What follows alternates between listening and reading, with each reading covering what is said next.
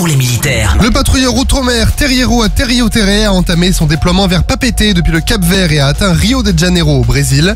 Durant cette traversée de l'océan Atlantique, l'équipage qui vient de prendre possession de ce nouveau navire a continué à le prendre en main à travers des actions d'entraînement, de maintenance et de préparation.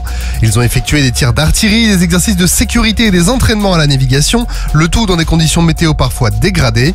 Le patrouilleur a ensuite été accueilli sur la base navale de Moncangue au Brésil pour 4 jours de relâche. Ces quelques jours ont permis à l'équipage de se reposer et de découvrir la culture et l'histoire de Rio de Janeiro.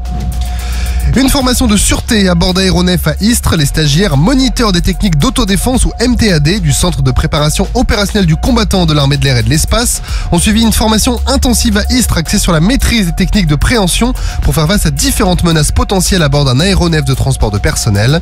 La formation a permis de découvrir puis de mettre en pratique diverses techniques adaptées aux contraintes de l'espace dans les cabines et couloirs d'avion.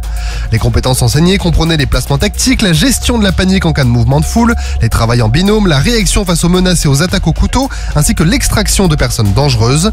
Cette formation intensive a permis aux stagiaires de renforcer leurs compétences en matière de sécurité aérienne et de préparer les équipages à faire face à toute éventualité en vol pour assurer la sûreté à bord des aéronefs. Le programme Barracuda, dirigé par la Direction Générale pour l'Armement au profit de la Marine Nationale, a marqué une avancée significative avec le démarrage de la chaufferie nucléaire du sous-marin nucléaire d'attaque Tourville à Cherbourg.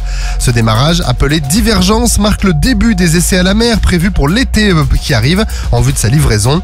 Le programme Barracuda vise à remplacer les SNA de type Ruby d'ici à 2030 avec déjà 2 sous-marins actifs et 3 autres en construction pour marquer une nouvelle ère dans la Marine nationale française.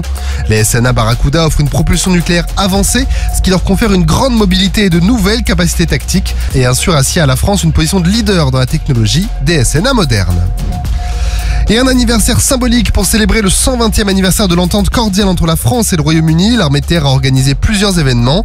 Parmi eux, l'école des troupes aéroportées de Pau, 6 membres des First Aid Nursing Yeomanry ou FANY ont passé leur brevet parachutiste. Le corps du FANY est un organisme caritatif, principalement féminin, consacré à l'appui des forces sanitaires sur le territoire national dans le cadre des secours d'urgence. Ces agents, surtout des femmes, étaient parachutés en territoire occupé pour soigner les blessés. Et les accords de l'entente cordiale signés en 1904 ont marqué la fin des siècles de conflits entre les deux nations. Les célébrations ont inclus des événements croisés à Paris et à Londres pour illustrer l'amitié militaire entre les deux pays. Sur terre, sur mer, comme dans les airs. Skyrock PLM, en équipe avec Uneo, la mutuelle des forces armées.